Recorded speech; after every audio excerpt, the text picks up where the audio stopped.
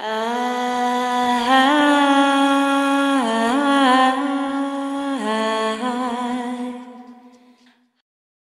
a world that claims to be growing more and more concerned about environmental issues, resource supplies, man-made atmospheric changes and pollution, I find it fascinating that no one is talking about the most consistent destroyer of ecology and the most continuous waster of natural resources there is, the pursuit of profit.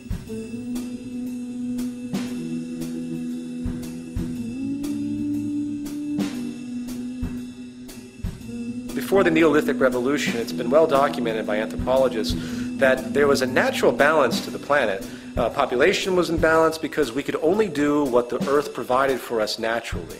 Once we started to control the planet through agriculture, and now through many different means, we began to create disimbalance. We began to create uneven supplies. We began to generate scarcity deliberately for the sake of self-preservation and profit. Money, contrary to the attitudes of most of the world's population today, is not a natural resource, nor does it represent resources. If you read economics, they present it as though it's a science. It's funny, you look at economics books and they have graphs and charts and they make complex novel equations. It's all contrived. It doesn't have any relationship to the natural order of things. In fact, by our standards of logic, money is only functionally relevant in society when natural resources and the mechanisms of creation are scarce.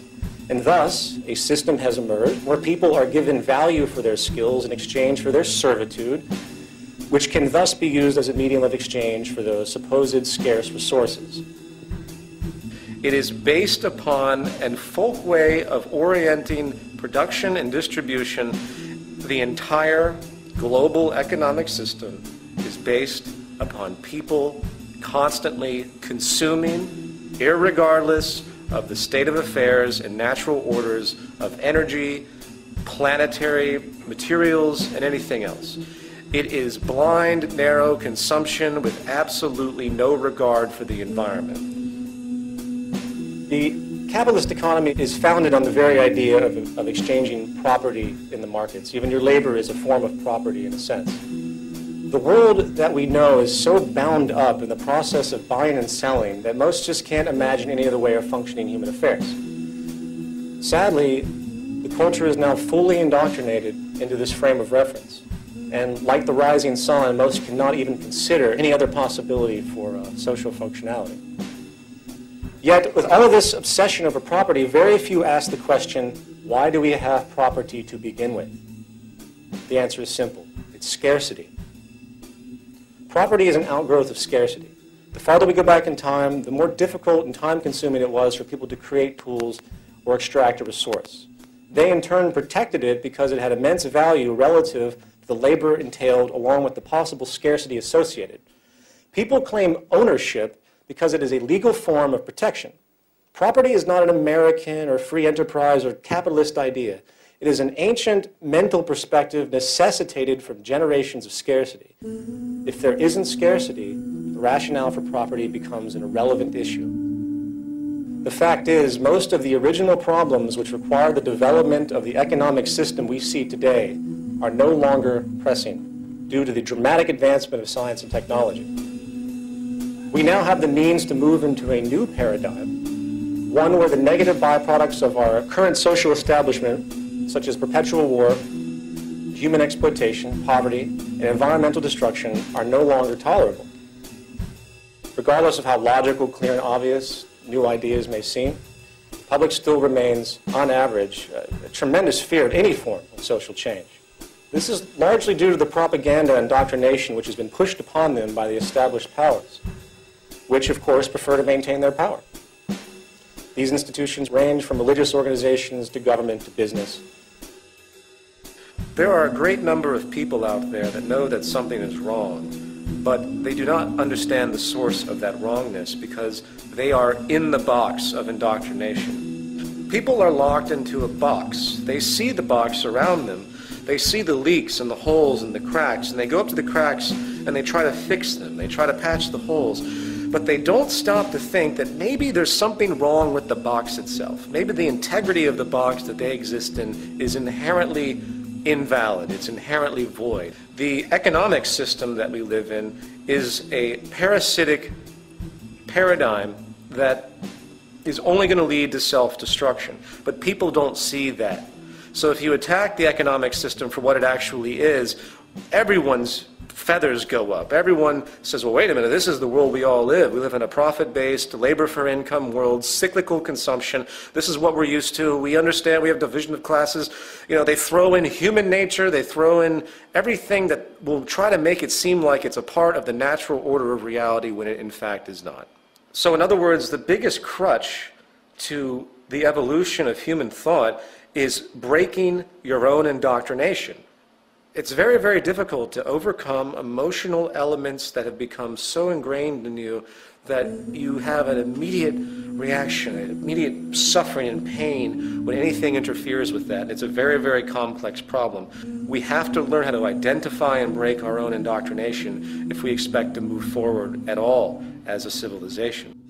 The cultural values and the education barriers of our conditioned culture is the most difficult aspect to consider. Concurrently, society itself is a culture machine. So in other words, society reaps what it sows. If your society's foundation inherently supports self-interest, elitism, greed, and dishonesty, then no one should ever be surprised when certain members of society continuously fall into the extremity of murder, financial corruption, or indifferent selfish gain. In other words, society is not only a product of the sum of its members' values, paradoxically, it's also a generator of them for each new generation. The self-appointed guardians of the status quo are birthed in religion, birthed in economics, birthed in the illusion of democracy that we see today across the world, birthed in the various isms that are entirely pointless: capitalism, communism, fascism, socialism, self-appointed guardians of the status quo. People that are suffering in the system just like anyone else, but their social identification is so powerful, they are so locked into the box, that they find it infuriating to think that what they're living is actually wrong, paradoxically. And as far as the infamous they, it is simply another social distortion, culminated and reinforced by our environment. There is no singular they. There's a massive superstitious basis out there. It's us against them that is extremely poisonous to the development, because people are constantly looking for someone else to blame when it's really themselves, because they continue to perpetuate the system that creates these things. But that is still a product. These are still human beings. We're dealing with negative tendencies. The real issue is human behavior. And human behavior is largely created and reinforced by the social patterns required for survival, as necessitated by the social system of the period. We are products of our society, and the fact of the matter is, it is the very foundation of our socio-economic system and environmental condition which has created the sick culture you see around you. All social systems, regardless of political philosophy, religious beliefs, or social customs, ultimately depend upon natural resources as the initial step towards social functionality. The problem with humanity is we're ripped apart. There are far too many ideologies out there that have no basis on anything tangible. All orthodox religions, at least Western religions, there might be a few elements of Hinduism and Buddhism that are an exception, to me is no different than the isms of state associations that we see in our political sphere, meaning communism, socialism, fascism, capitalism. These are ideas that have been created that have no relevance to nature whatsoever. In other words, they have absolutely no relevance to the carrying capacity of the earth, to our ability to support ourselves, to our ability to produce, to the methods of production, to the methods of distribution, to the way we orient society and keep ourselves alive and keep ourselves healthy and prosper, and for the betterment of what I consider to be the organism of the human species as a single organism. None of those beliefs have anything to do with any of that. And that's a problem. We have created an economic structure, a religious, philosophical structure that is absolutely decoupled from anything tangible and real, and these ideologies are what will destroy the human species and destroy the planet. Humanity has to start thinking about its relationship to the earth. And Until it does so, we're fucking doomed.